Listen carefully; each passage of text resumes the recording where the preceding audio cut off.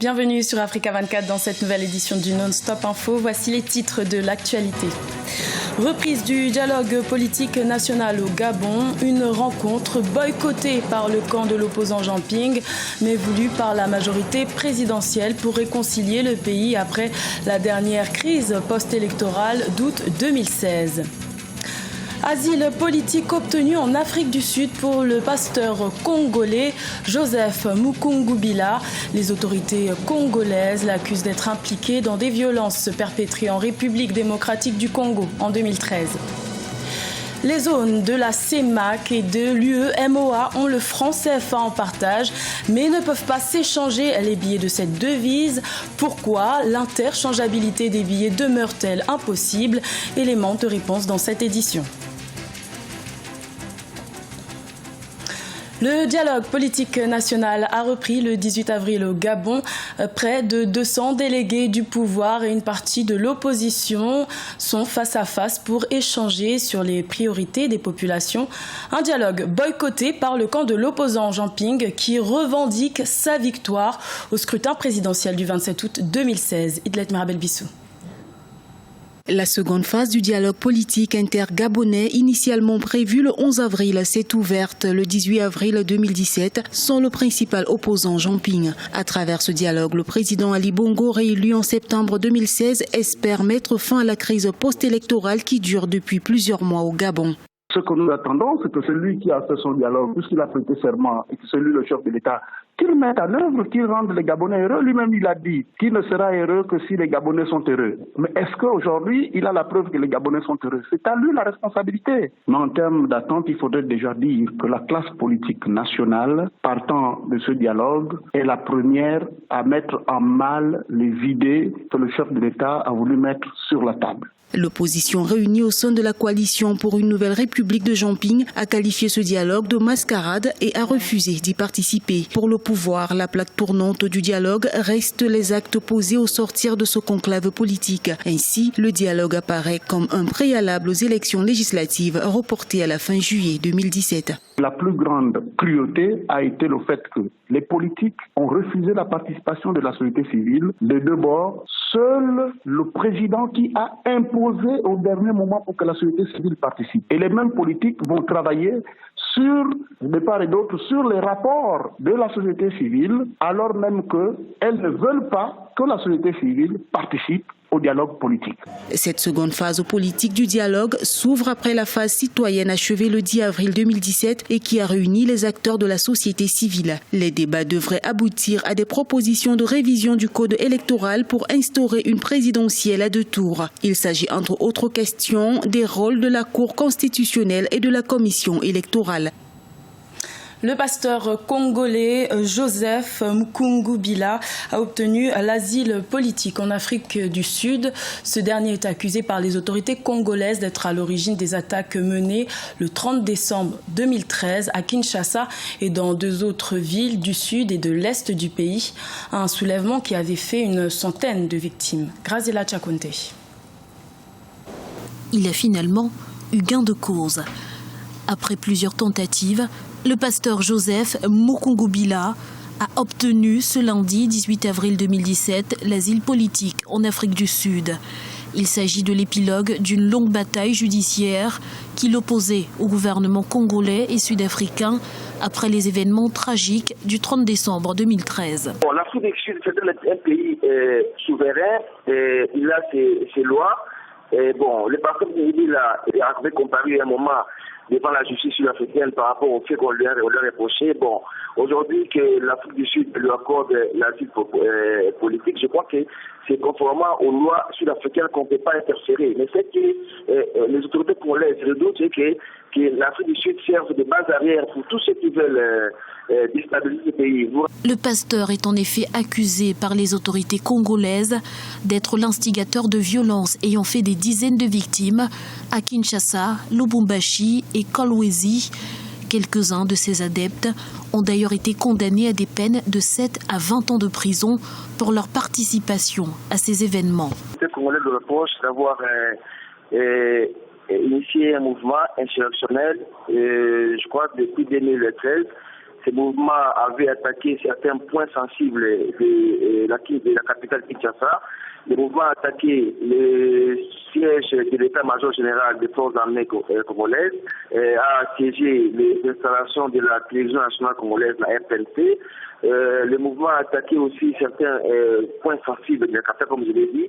Et voilà pourquoi, malheureusement, les forces de l'ordre congolaises ont défait ces mouvements, même ça s'est soldé par des morts d'hommes. Avec cette décision de la justice sud-africaine, le candidat malheureux à la présidentielle de 2006, qui n'a cessé de clamer son innocence, est donc désormais libre. Il prévoit de reprendre ses activités politiques depuis l'Afrique du Sud et compte notamment continuer à mobiliser les Congolais contre le régime du président Joseph Kabila. Également dans l'actualité, le verdict du procès en appel de l'ancien président tchadien Hissène Habré sera rendu le 27 avril 2017 par la Cour d'appel des chambres africaines extraordinaires. Ce procès en appel s'était ouvert le 9 janvier 2017 à Dakar.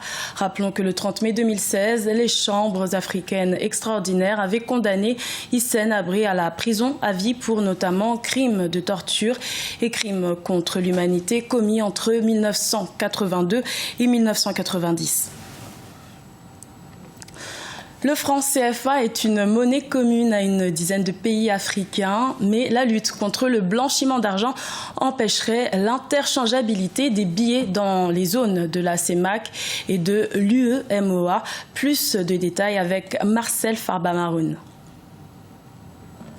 Les gouverneurs des banques centrales des zones UEMOA, Union économique et monétaire ouest-africaine, et CEMAC, Communauté économique et monétaire de l'Afrique centrale, sont unanimes. La lutte contre le blanchiment d'argent et le terrorisme freine l'interchangeabilité des billets entre les deux grandes zones utilisant le franc CFA. L'UEMOA et la CEMAC, bien qu'émettant à partir de leurs banques centrales respectives le franc CFA ayant la même valeur, ces devises ne sont pas interchangeables dans ces deux zones monétaires. Aujourd'hui, les facteurs liés à la sécurité et les problématiques liées au blanchiment d'argent et au financement du terrorisme font que le maniement de l'argent liquide n'est pas quelque chose de tout à fait approprié. Nos équipes techniques se sont déjà mises en place pour travailler sur le dossier et permettre aux citoyens des deux zones de pouvoir utiliser facilement les moyens de paiement indifféremment dans l'une ou l'autre zone.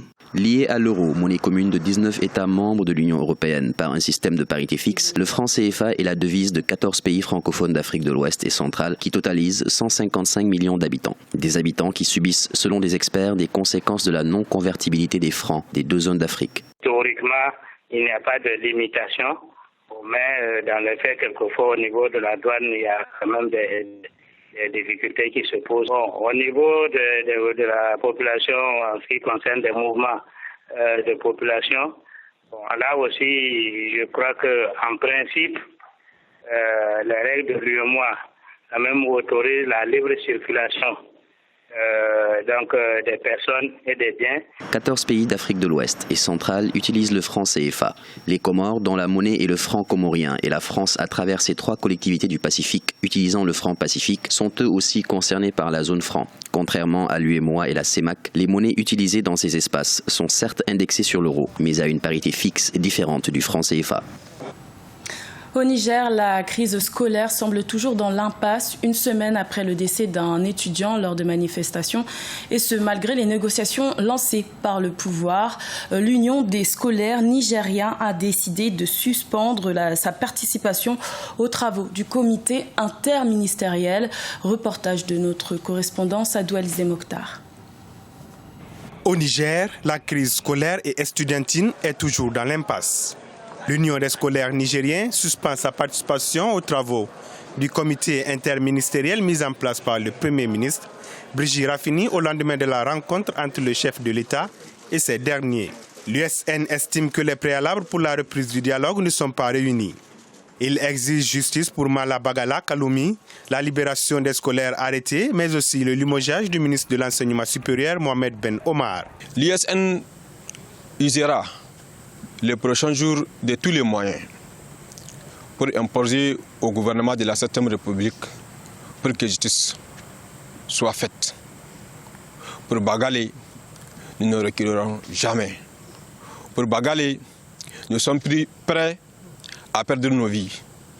Pour Bagalé, nous sommes prêts à remplir les prisons du Niger. Décédé suite aux violentes manifestations ayant opposé scolaires et forces de l'ordre sur le campus universitaire de Niamey le 10 avril, Bala Gabale Kaloumi a été inhumé en martyr ce lundi 17 avril 2017. Les scolaires nigériens lui ont rendu un dernier hommage. Les circonstances du décès de l'étudiant en 3e année en sociologie font toujours polémique. Alors que l'Union des scolaires nigériens affirme qu'il a été froidement assassiné par les forces de l'ordre, le gouvernement lui soutient la thèse d'une chute accidentelle. Selon les autorités, une enquête est ouverte pour déterminer les circonstances de cet accident mortel. On ne s'attendait pas à une conclusion tout de suite dès la première rencontre. On a eu une première rencontre, on a situé le contexte. On a essayé d'identifier tout ce qui peut être favorable à ce processus d'apaisement, tout ce qui peut constituer un obstacle. Et nous nous sommes donné un autre rendez-vous plus tard pour que chacun de son côté mûrisse, réfléchisse pour avancer dans le processus. Nous avons tous pris l'engagement de continuer à œuvrer à l'apaisement. Et c'est dans ce sens, vous vous rappelez, que le gouvernement a déjà ordonné l'ouverture des campus. Malang Gabale vient s'ajouter à la liste des scolaires nigériens pour qui l'USN exige toujours justice. Le 9 avril 1990 déjà, 3 jeunes scolaires, à savoir Aliona Anchi, Isaka Keine et Abdou Maman Sagir, avaient trouvé la mort alors qu'ils réclamaient l'amélioration de leurs conditions de vie, d'études et plus de démocratie. Ce journal a été réalisé par l'ensemble de la rédaction. Merci de votre fidélité. Retrouvez dans un instant une nouvelle édition de l'information sur Africa 24.